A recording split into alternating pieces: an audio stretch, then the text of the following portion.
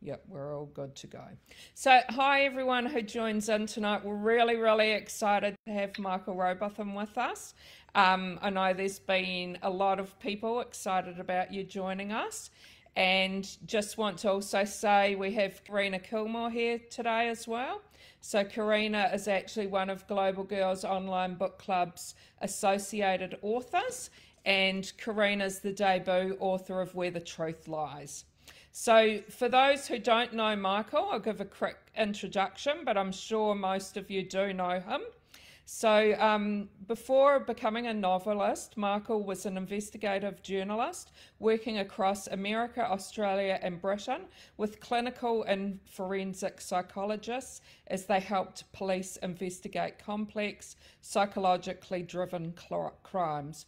Michael's 2004 debut thriller, The Suspect, sold more than 1 million copies around the world, and it's the first of 9 novels featuring the beloved Jo O'Loughlin. Good Girl, Bad Girl and When She Was Good are the first 2 books in a new series featuring forensic psychologist Cyrus Haver.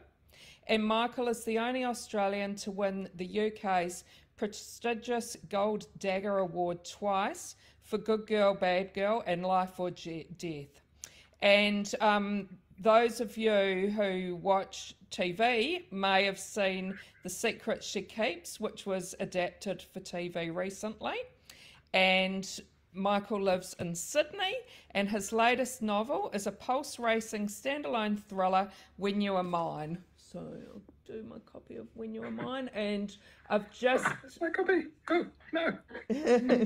I've just finished reading it and really loved it, as I have read other of your books and found all of your books really great, and it was 5 out of 5 stars for me. Thank you. Yeah, very good.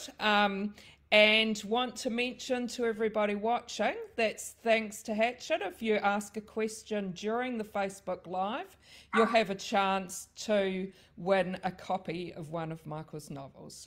So thanks so much for joining us. Just wondered if maybe you wanted to start off by telling us a little bit about When You Are Mine. Yeah, When You Are Mine is a standalone. It's not one of the Jo O'Loughlin or Cyrus Haven series. It features a new protagonist, Philomena McCarthy, who is a young, very ambitious and idealistic policewoman who's joined the London Metropolitan Police. She's defied the odds because her father is a notorious London gangster, as are all her uncles. And she has had to fight very hard to be allowed to join the Metropolitan Police, because normally they won't allow you to join if you have criminal connections. But she's convinced them that she has nothing to do with her family. Her family obviously want to bring her back into the fold. So that's one dynamic in the story. And the other is that Philomena, very early on, is called out to a domestic violence incident, which is the bane, really, of a police officer's life. They're always difficult to handle. In this case, she rescues a young woman who has been beaten up by her intimate partner. But that intimate partner turns out to be a decorated London detective. And by arresting him, Philomena has made a powerful enemy. And to a degree, it bonds her with Tempe Brown, the young victim, and who was someone that Philomena went to school with.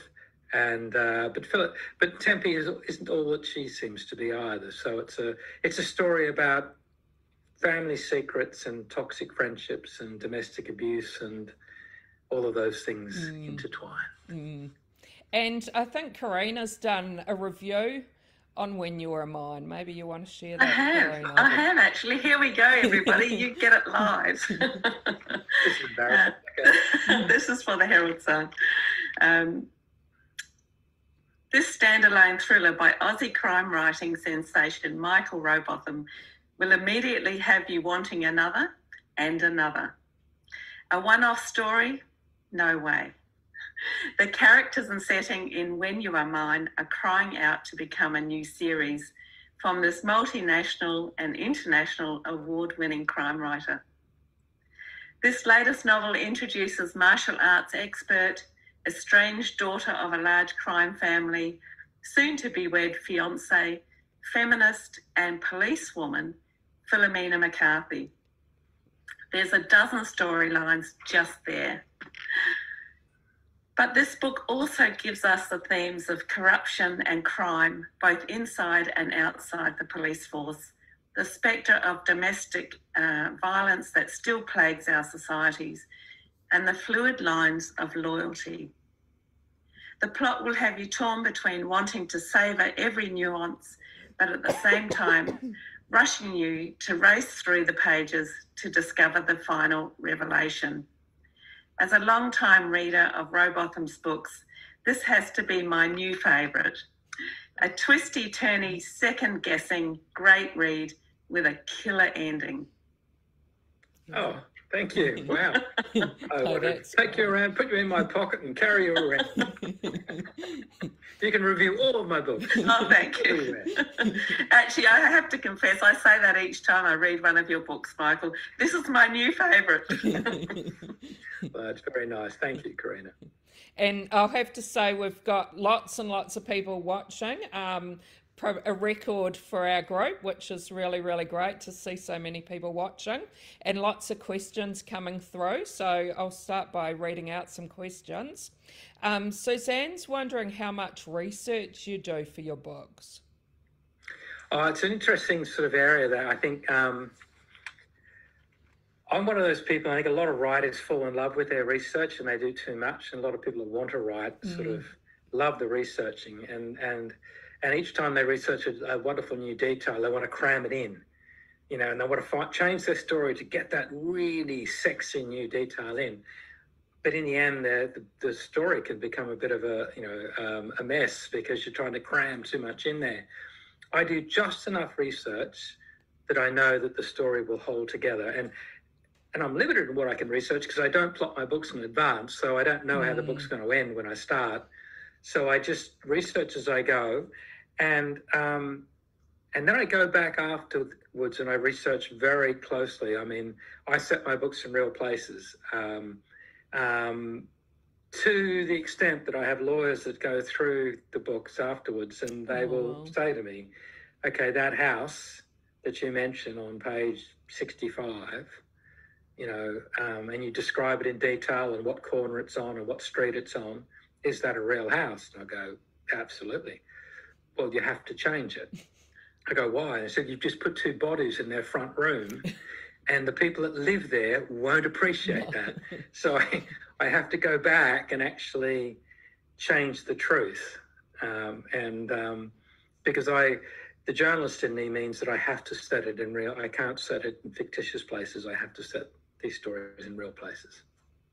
And how much of what you write about is something that you may have experienced in your previous career or heard about, or? I think all the books have been seeded in real life events that I either covered as a journalist or, the new book, When You Were Mine, the seeds of the idea for that were from a documentary I saw, an Australian documentary I saw probably about 2 years ago now, and it was about domestic abuse, but perpetrated by police officers, and who failed to investigate their own. And I suddenly thought at the time, I thought, how terrifying would it be? I mean, it's terrifying enough to be a victim of domestic violence. But then the very people you would turn to normally to help you won't help you. And those same people, even if they were to take you to a women's shelter to protect you, if your abuser is a police officer, he will know where that shelter is. He has the facilities of the police database to track your phone, to track your car. He will find you. There is nowhere you can hide if your partner is a police officer. And I just thought that was a terrifying sort of premise. And so that was a real life documentary, and it just got me thinking, and that was the seed of this book. Yeah, that's brilliant, and such a big issue. Let me just set the scene for everyone who's watching, because we're all on different time zones. So the three of us are in Australia, so it's 8 o'clock, so 1 o'clock for us. In the UK, you're probably having morning tea, so maybe a cup of tea. On the east coast of the US, we're, very early morning breakfast. West Coast, afternoon tea. And poor old New Zealand, they're off to bed, so they'll be sitting up in their beds with their laptops watching this. So, hot cocoa for you guys. But Philomena, the policewoman that you mentioned, I'm totally obsessed with her now. Tell me, where did she come from? How did you find her? To me, it's a great challenge. I write a lot in the first person. As anyone that's read my books will know, I write in the first person. And to me, the great challenge as a writer, and I've done it in several books now, is to write in the first person from the female's perspective. Yeah. Here I am, a balding, greying, grumpier by the day, middle-aged Aussie bloke. But living in a household of women, though. Yes, that's true. Yeah. But trying to channel, a 26-year-old London policewoman. To me, it's one of the great challenges as a writer to try to capture a voice like that. And I think the moment I got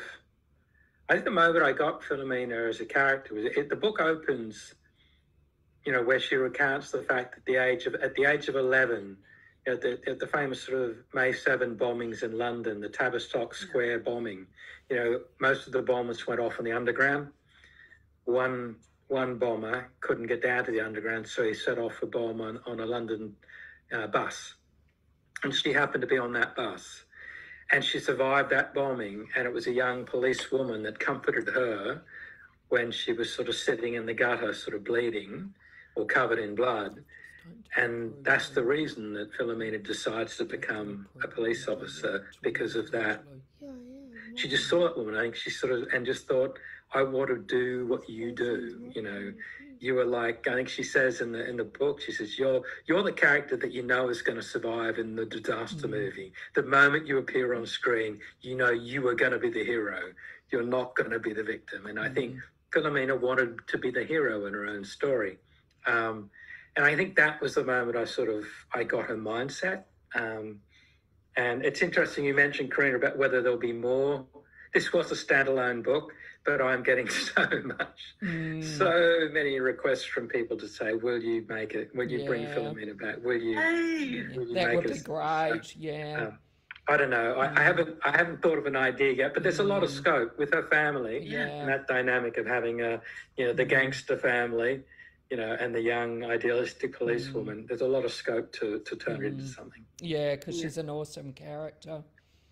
And coming from a family of mixed tribes, I completely related to Philomena. I've got a really great question from Joy. She said that she wonders how an author feels when a reader devours their book in maybe one sitting or 2 or 3 days after you've spent a year or maybe more writing it. Is that something that you're pleased with, or do you wish that we spent more time to enjoy it? I have mixed feelings, Jackie. On the one hand, I feel like saying, it took me a year to write that sucker and you've just scoffed it like a Big Mac and fries. And another part of me thinks, well, that's really flattering, But, I sort of, particularly when they come back and say, oh, why do we have to wait so long for the next one? Why can't you write quicker? And that's when I figure going, listen, from now on, chew your chapters more slowly, savor them a bit more, because I can only write a book a year. I'm not even sure how long I'll keep doing a book a year. Maybe I'll do a book every 2 years, because it's as the writers out there, it's punishing. It's a punishing workload. I'm not saying writing. You have your hard days, but it's not. I don't like hearing writers say that writing is hard when I think raising a disabled child is hard. There are nursing is hard. There are so many other jobs that are harder than being a writer. So I'm not in any way pretending it's, but there's just a limit to how much you can do. Yeah, and I have to say, sorry, but I'm someone who read your book in 2 days, I think, sorry. But it just made me keep wanting to read it to know what. Yeah. I mean, that's what you're aiming at, really. And although I think you can get to it, I do remember, my chapters are shortish, but they're not as short as someone like James Patterson, and James Patterson once said that he wrote a chapter, that his chapters had to be short enough that you could read them at a red light. Okay. No, that's just the idea that someone's got to pick up your book and keep reading it during the red lights. I don't really want people operating machinery while reading. And Vivi wonders how you get the names for your characters in your novels. It's funny that occasionally, not the big names, not the main character names, but there are some characters in this book that are named after people I know. And I occasionally throw a name in there because it will surprise that person when they read it. And I most of my books have at least one name that's been optioned off for charity. Okay. It's like the one particular woman who, in The Secret She Keeps, the one that was made into the TV series, who was a character in that, has now managed to be not just in the book, but in the TV series. And there's a second series of the TV series coming out, so she's going to be a character in that as well. So, and so I normally there's normally one character that's auctioned off for charity. And then other than that, I look for, like, Philomena. I mean, my mother-in-law is convinced that I used the name Philomena because that's her middle name. I had no idea until a week ago that was her middle name. But I've always loved that most of my daughters have names, girls' names that can be shortened to boys' names. Like Alexandra, who gets Alex, and Charlotte, who gets Charlie. And so I liked Philomena, who gets Phil. And that's the reason I got. And also I wanted it in a big crime family. I like the idea of so many of the big crime families, and this is not being disparaging to the Irish. I have a lot of Irish blood. But a lot of the big crime families historically in England have been big Irish families. And it's the idea of the McCarthy clan. I wanted that sort of, so Philomena McCarthy. Yeah, perfect. What about, where you're in New South Wales, I'm in Victoria. We're all in lockdown conditions at the moment. Michael, how has COVID been for you as a writer over the past 18 months now? Look, I'm embarrassed by it, really, because,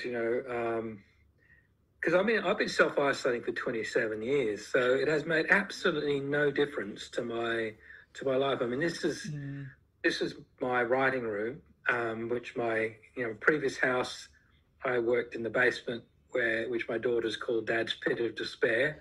This has become the cabana of cruelty. This is a cabana in the garden.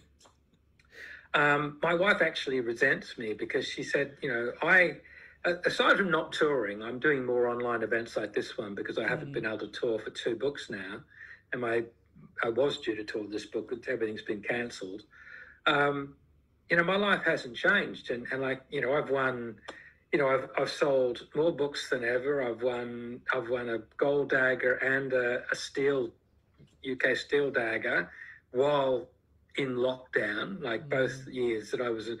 So my wife just looks at me and sort of says, I hate you. Your life hasn't changed. You just go on and people buy your books and you sell more of them and you win awards, and her life has come to a grinding, screaming halt. It's been, I'm embarrassed about it, really, because, when people talk about we're all in this together, I feel as though we're not all in this together. There are some people that have been far more impacted than others, and I feel incredibly fortunate to have not been impacted that greatly because, as in lockdown, people have tended to buy more books, and book sales have held up, certainly for established writers. And I've got a question from Alyssa. She's wondering what makes you decide whether you're going to write a standalone book or maybe add one more to your series.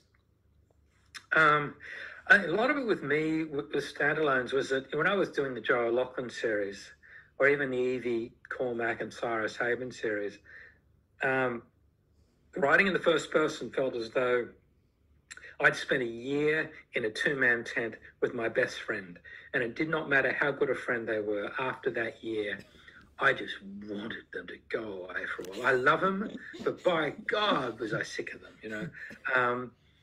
And I guess in my previous career, I was a journalist, and then I was a ghostwriter. And as a ghostwriter, I helped 15 people write their autobiographies. So that meant each project, I got to look at the world through a fresh set of eyes. Like I got to inhabit someone else's life in their skin. And I treat fiction much the same way. And so it's exciting to do a standalone. And so occasionally, like with hand on heart, I think Evie Cormac, the young troubled teenager in my last two books, Good Girl, Bad Girl, and When She Was Good, is the most interesting character I've ever written, because she is so damaged and she has this incredible ability to tell when someone is lying, which is not a superpower. It is an absolute curse, because we all lie all the time to people we love. We tell them, we love them.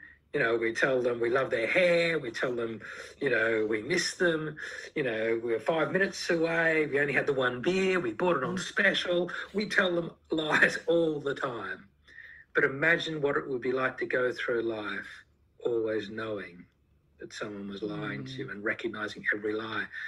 So I love Evie, and I'm writing Evie at the moment, which will be next book coming out will be another Cyrus Haven book. And I'm loving exploring what it will be like. She's 18, 19 years old. Yeah. What life will hold for her, having that ability. So that's exciting. But after I finish that book, it will probably be back to Philomena, or it will be, I'm tempted, and this is sort of, it's not confirmed yet, but the Joe O'Loughlin series in the UK, the TV series, begins filming in September. And I can't tell you who the main actor is, but it's a... Oh, come on, you're amongst friends. No, I've been sworn to secrecy. And I know it'll just be between us, but, but no, but he's a huge name. He's playing Joe O'Loughlin. And I'm tempted, even though I said I'd written the last Joe O'Loughlin book, that maybe to bring Joe back in a book once that TV series goes to air. So I don't know what will follow after. I know what I'm writing now, but I don't know what's going to come the book after. It could be another Philomena book. It could be a Joe O'Loughlin book. I just don't know. I'm interested in the ghostwriting. Michael, tell us, what was your favourite? Because you did a whole lot of celebrity ghostwriting, didn't you? Who was your favourite? Well, I did 15, and I can't tell you most of them, otherwise I'd have to kill you all. Yeah. Oh, look, I did the ones I can mention. I did people like, Jerry Halliwell, Ginger Spice, the Spice Girls, Lulu, the 60s pop star, Dennis Thatcher, Tony Bullimore, the Yachtsman we rescued. Yeah. Rolf Harris for my sins. Obviously well before it was discovered that any of this sort of, all of the child abuse, yeah. Yes. Emerged. Although there were some really interesting signs, I must admit. Looking back, now knowing what I know now, I'm starting to see little signs. Yeah. But oddly enough, the one that I love most, and UK, anyone watching from UK will know whose figure is immediately, and that's Ricky Tomlinson. Yeah. I'm such a fan. Yeah. Ricky Tomlinson is a huge comedy acting sort of icon in the UK. He's best known in Australia for a comedy called The Royal Family, where he played Jim Royal, this sort of couch potato that spends his entire life watching TV. By Carolyn O'Hara. I aspire to be him. But Ricky was born and bred in Liverpool, in the tenements of Liverpool, and despite becoming one of the most beloved actors of his generation, he did not change. And and I could tell many wonderful Ricky stories, but one of the most poignant was when he had his book launch in the UK. This was a huge autobiography. He's a big figure in the UK, and it had been a bidding war to get his book. And they offered him the Houses of Parliament to launch the book. They offered him, wherever he wanted, and he chose to launch it in his local pub in Liverpool. So he made all these London publishers traipsed up to Liverpool to go to this Docklands pub. And then he called me in Australia and said, I want you here for the book launch. And a lot of people that I ghostwrote for convinced themselves within a week they had no help. And they didn't want the fact that they had a ghostwriter mentioned, and so I just faded into the background. And Ricky said, no, you've got to come to my book launch. I said, Ricky, I'm in Australia. I'm not going to fly all the way to London for a book launch. And there was a knock on the door and a courier arrived with a business class air ticket. And he said, you're coming to Australia. You're coming to Liverpool from Australia. I'm not doing this if you're not here. So I mean, he was a prince among men, Ricky. Yeah. Great actor, amazing comedian. Yeah. I've got a question from Sue. She wonders if you have an affinity with London, as it seems to feature strongly in a lot of your novels. Look, I guess I lived in the UK I was born and bred in Australia. Country boy, born in Casino, grew up in Gundagai and Coffs Harbour. I moved to London in 1985 as a budding journalist, and I spent the next 12 years working on Fleet Street and working as a ghostwriter. And I guess that's where I got my publishing break. That's when I began to meet publishers and agents and editors and the like. I also think that there's something about distance. So when I lived in London, I wrote a story set in Australia, a novel, the greatest ever unpublished Australian novel, I call it. And while it stays in my bottom drawer, it will always be the greatest ever unpublished Australian novel, which is why it will probably always stay in my bottom drawer. But that almost got published in 1985. I missed out by a single vote. And when I sat down again many years later, it was now when was it? It was 2001. So I waited 16 years before I sat down again. I was in between. I'd finished the Rolf Harris project. I was commissioned to write Lulu's autobiography, the 60s pop star Lulu, To Sir With Love Lulu. And I had a 3-month window, and I wrote 117 pages of The Suspect, my first novel. And that triggered a bidding war at the London Book Fair in 2002. And in the space of 3 hours, it sold into 21 translations. And every dream I'd ever had of being a full-time writer came true. I mean, it was like winning the lottery. But that book I set in London because I thought, well, that first book I set in Australia and it didn't quite get their interest, so I'll set a book in London. And it did. And that's not to say I won't set a book in Australia at some point. I'm sure I will. I just got to find the right story. And Sharon's wondering if you've written all your life, and I'm wondering if when you were growing up, was it a dream to be a writer? No, it was. And look, people may have heard this story before. I wanted to be a writer from about the age of 11. And it's when I discovered the writings of Ray Bradbury, who his most famous novel is Fahrenheit 451, but he's also very famous for short stories. And I loved his short story collections like The Martian Chronicles and The Illustrated Man. And then, and I wrote a letter to Ray. I was living in Gundagai and I wrote a letter to Ray Bradbury. And I addressed it to Random House, New York, and I don't recall putting a stamp on the envelope, and I posted it off, and about 3 months passed, and I came home from my primary school, and there on the kitchen table was a package, and it contained the 3 Ray Bradbury titles that weren't available in Australia, and a letter from the great man himself saying how thrilled he was to have this young reader on the far side of the world. And then about 6 or 7 years ago, I wrote that story up in an American magazine that Ray Bradbury was the reason I became a writer. And I quoted Bradbury, who said that Jules Verne was his literary father and that Mary Shelley was his literary mother and that Edgar Allan Poe was the bat-winged cousin they kept locked in the attic. And I said that Ray Bradbury was my literary father and that Steinbeck and Hemingway were my overachieving older brothers. Oh. And about a week passed and I got an email from Alexandra Bradbury, who's Ray Bradbury's youngest daughter. I had no idea he was still alive, and she sent me an email. She said, I want you to know my father is 91 years old and he's now completely blind. But I read him the story that you wrote and I wanted you to know that you made an old man cry.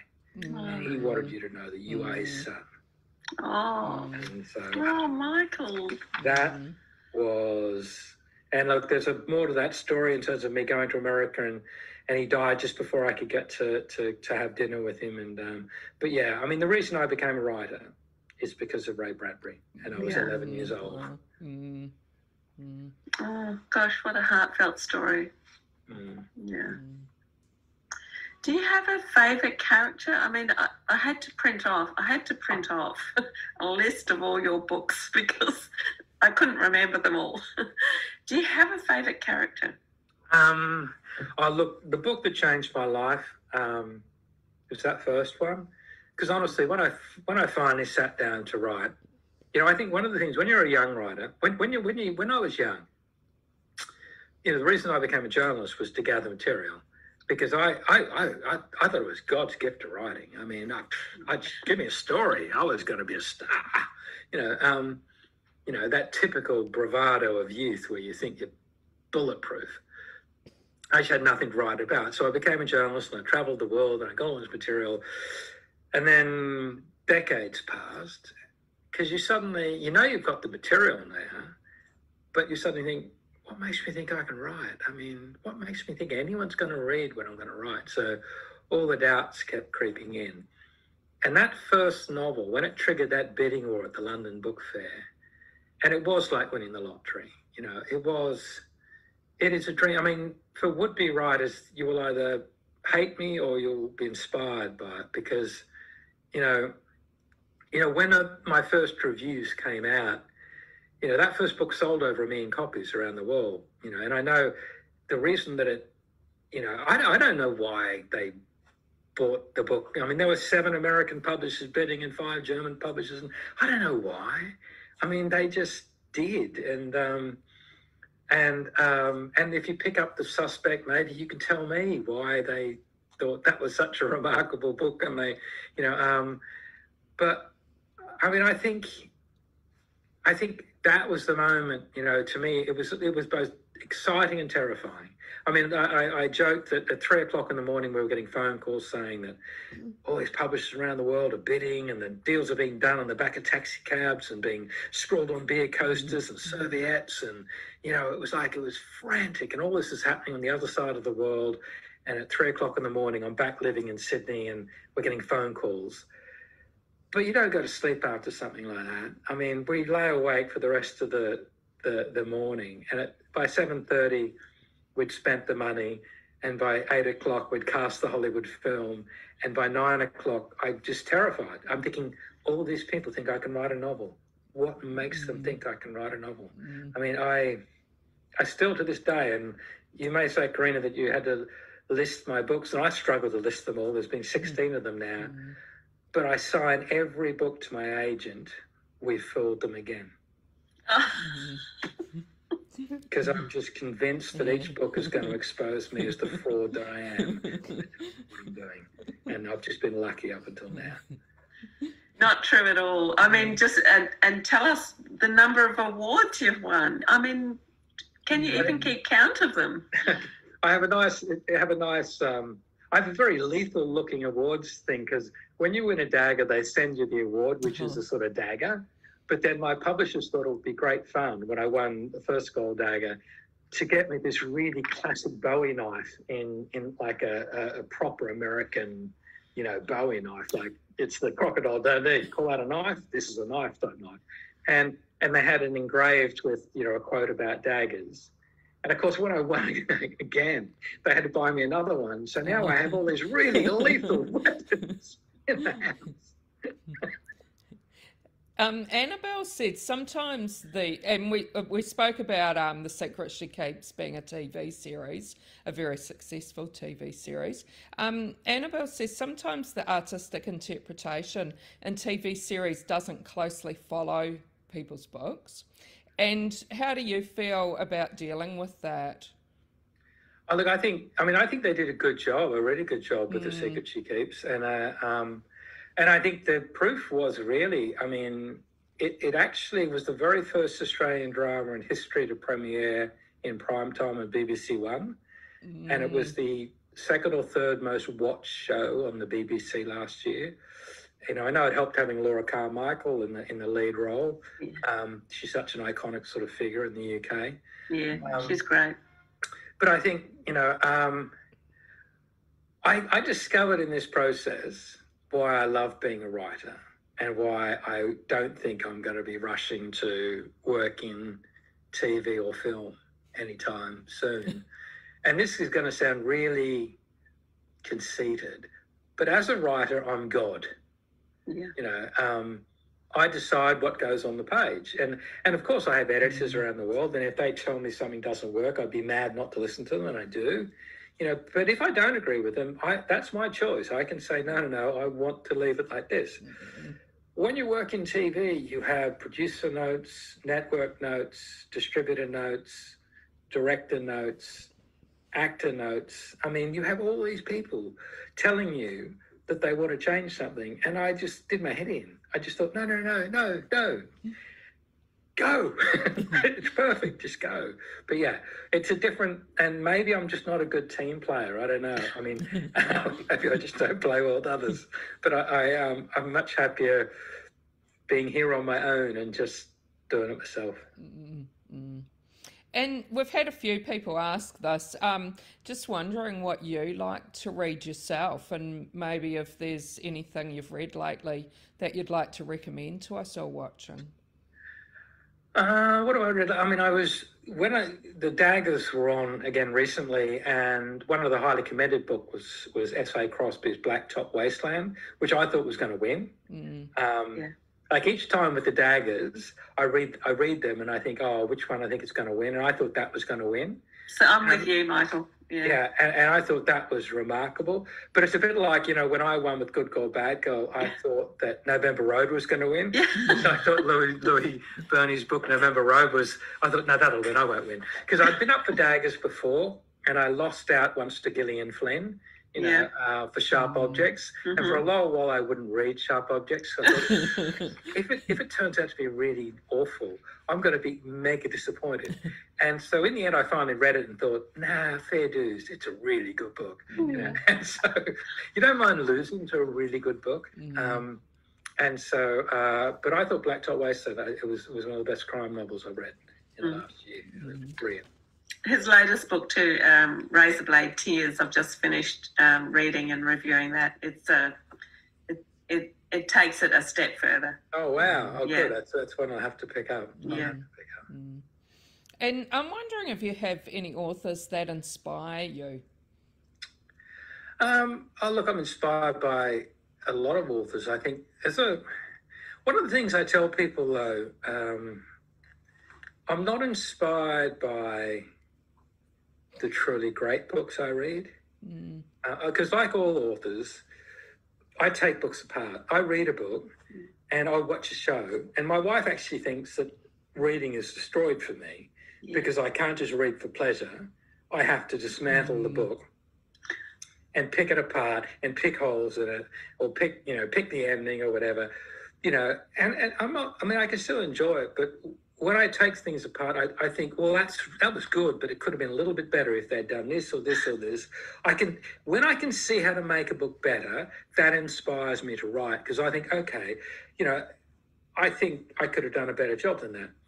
The books that don't inspire me to write are the books that are so damn perfect, that are so brilliant, that I can't even see the cracks to get my fingers in, to take them apart. They're so perfect that they make me want to weep, because I think I'm never going to be that good. So I don't get inspired by those books. I get inspired by the ones that I think I could make better. Does that make sense? Yeah, absolutely. Yeah. And I think for people that want to write out there, they should be doing that. They should be reading. And when they reach that point where they read a book and think, yeah, no, I enjoyed that, but by God, wouldn't it have been better if they'd just done this? Then you're starting to have that sort of critical voice and that critical sort of understanding of thinking of how to maybe put a book together yourself. I think one of the most interesting things about your books, Michael, for me, is the dialogue. The voices of each of those characters. You don't even need an attribution sometimes. You can just tell who's talking because of the dialogue you use. Where does that come from? I mean, I think that I work very hard on that. I think it's one of the mistakes a lot of writers make, where they have everyone speak in the same way. Yeah. Maybe the way they speak. And it's funny. I mean, I don't teach many writing workshops anymore, but one of the exercises that I used to love teaching when I did teach writing workshops was, and this is sort of a really interesting exercise for anyone out there that's interested in writing. And it was a woman in a wedding dress jumps off a bridge or jumps off a cliff. And 5 witnesses. There are 5 witnesses. There's a teenage skateboarder, and there's a taxi driver, and there's a businessman on his way to work, and there's a mother with a child in a pram. There are 5 unique characters that all witness that. And I get them to, I want you to write an account of what they saw in the voice of those 5 characters. And I want you to write in such a way that you don't have to announce to me that they're a businessman or that that's a mother, that I will know just from the dialogue you use, just from the tone of voice, the tone of phrase, who's speaking. And that's what I try to encourage people to do, to create a unique voice for their characters. So you're right that you don't have to use an attribution. Sometimes you have to, but sometimes people know who's speaking because of the way you've got the dialogue they're using. Yeah, I love it. Yeah. And could you tell us what you hope readers will love about your books? Oh, look, I think I'm not into 3-word slogans, but if I had one, if I had a sign above my desk here, it would be "Make them care." And so it sounds a really cruel thing to do, that I'm trying to create characters that readers care about, and then I do horrible things to them. What a psychopath I am. You put them in danger. You suddenly create this character that everyone thinks, oh my God, I love Philomena. I mean, she's lovely and she's going to get married. She's so sweet. She's so idealistic. Oh my God, how can you? No, don't do that. Don't do that. Yeah. But I mean, in a sense, I'm in awe of those writers who break every rule. And there are some, and like Gillian Flynn I mentioned earlier, who can break every rule about unreliable narrators or dislikable characters. Because something like Gone Girl, there was no likable character in Gone Girl, but what a compelling book that was. There are some people that are good enough writers to break every rule.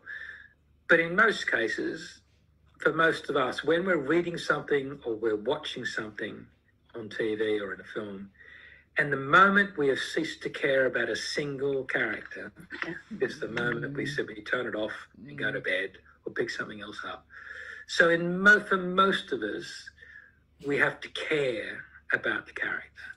And it doesn't mean they have to be perfect. It doesn't mean they have to be, goody two-shoes or anything like that. They can be villains. I mean, because even, Patricia Highsmith and, Tom Ripley created a character that was compelling, even though he was a complete psychopath, but you have to care about what happens. And can you tell us what you're working on at the moment?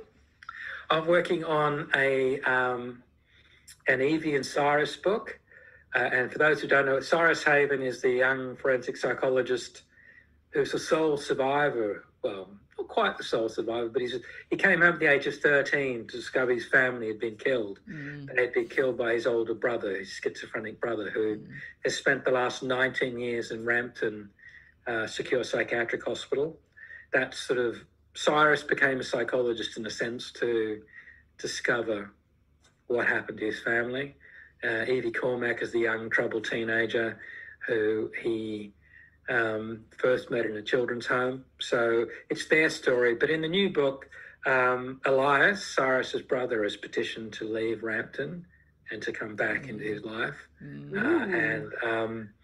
that's sort of one of the threads. And the other thread is Evie really trying to discover if she is capable, given the astonishing sort of abuse she suffered, whether she can get a job and can be a normal person, or whether her self-destructive tendencies are just going to overcome her better instincts. I'm so invested in Evie's future. I love writing Evie. I just love, I mean, I like, just today I wrote a chapter of Evie. She's got, you know, for people who have read the earlier books, Evie gets given a Labrador, Poppy, who Cyrus thinks it's a good idea that this troubled teenager gets a dog. But in this new book, when we first meet Evie, she's getting on a bus pretending to be blind, and her Labrador is just saying, that is Evie. She is just incapable. I mean, that's the beauty. She can tell when everyone is lying. Anyone lies to her, she knows. But she is an absolute, compulsive liar herself. So no one believes her when she says anything, because she's and that's the beautiful sort of, riddle, the enigma that is Evie Cormack. And is that your new one's due out next year? It'll be out the plan would be probably be in July of next year. Yeah. So are you finding at the moment you've been having a book a year published?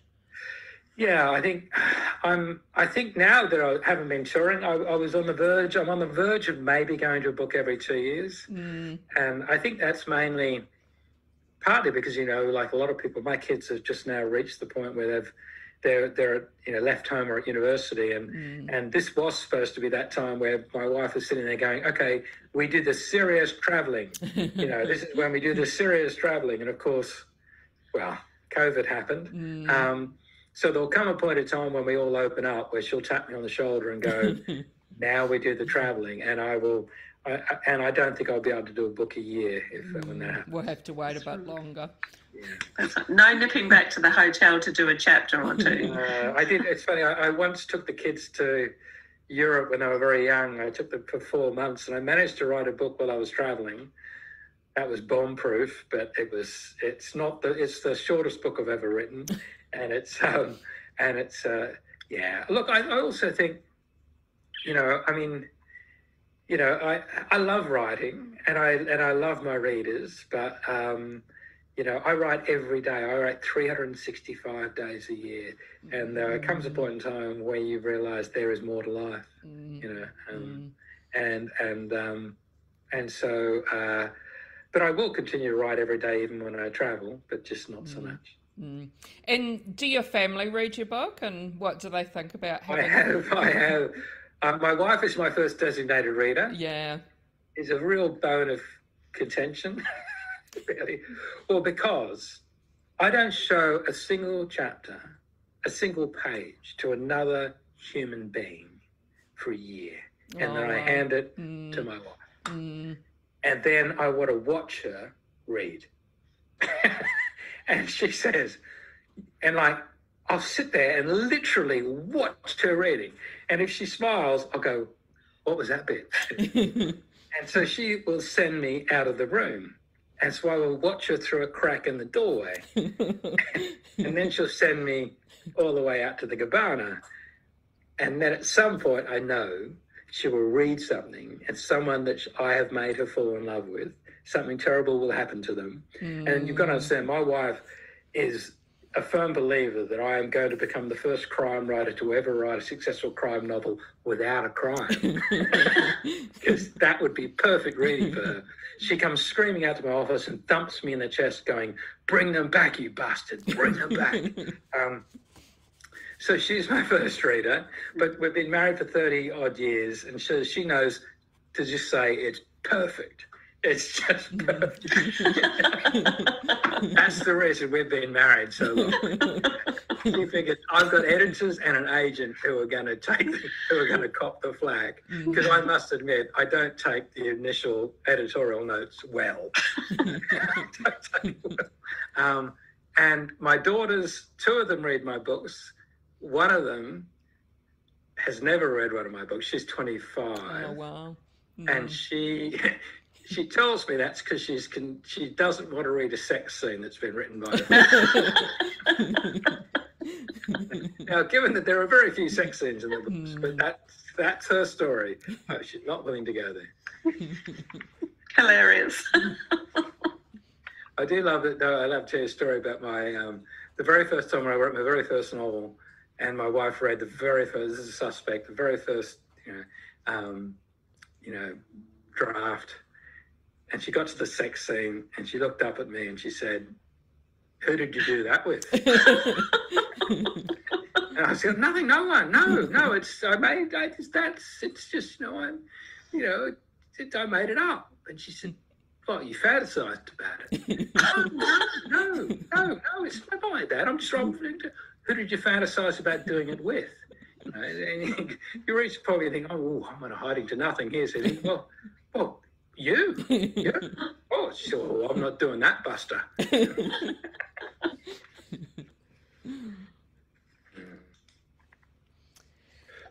Could you tell us what you think for yourself makes a good story? Look, there's 3 things really: conflict, and conflict. It's someone must want something, and something must stand in their way, and that could be a romance. It can be, where someone wants the girl or the guy, and there's something standing in their way. It can be the perfect job. It can be, getting to that distant planet. If you're, someone must want something, and something is stopping them getting there, and that is the seed of all storytelling, and that's conflict. And so, perfect lives do not make for interesting books. It's a bit like even when I, as a ghostwriter, there were a lot of people I was asked to ghostwrite for, and I didn't take on their stories. And some of them is because their lives had been blessed. They'd grown up in, whereas Lulu grew up in absolute abject poverty in the tenements of Glasgow with an alcoholic father, and, that she had, there was real sort of meat in that story. But if you grow up in a perfect, happily married, middle-class family and go to a expensive private school and you waltz into, if you have that sort of perfectly ordinary life, then there's not a great deal to hold on to when it comes. There's no conflict or drama or tragedy to actually, to engage people. So to me, it's conflict makes the stories. Yeah. Well, thanks so much for joining us. It's been really great talking to you, and been great having so many people joining in on the talk, which has been awesome. Just wondering, do you want to let people know are you on Instagram, and what platforms are they? I've got a Twitter account, and I'm on Facebook. I've got a Facebook author page and a Facebook private page. Try to go to my Facebook author page, because the Facebook private page gets full up with people who I want to sort of, and I know you're all my friends, but it's really hard for my people that I really, my friends, for me to ever see anything on their feed, because I've got all these other people who I don't really know. But I think, I've got a Facebook author page, I've got Twitter. That's just Michael Robotham will get to me on all of those. And I've got Instagram, which I don't post on enough. But there's stuff there as well. But well, it's been a pleasure, guys. No, thank you, Michael. Yeah. Thank you. And I've only actually read 2 of your books, so I need to hurry along and read some more. Got a big backlist to catch up on. I do. Yeah, it's really, it's one of those things, isn't it, with people.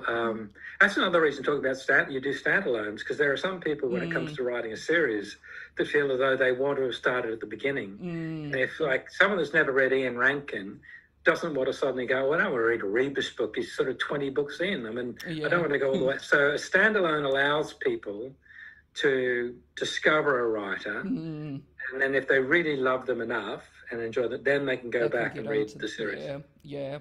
Well, I think that will be me. I'll be going back to you. Yeah. Thank you. Thanks so much. And thanks everyone who joined in. Thanks, Karina, for joining me as well. Thank you. And thanks for all the great questions. Bye, Thanks, everybody. Karina. Take care. Bye.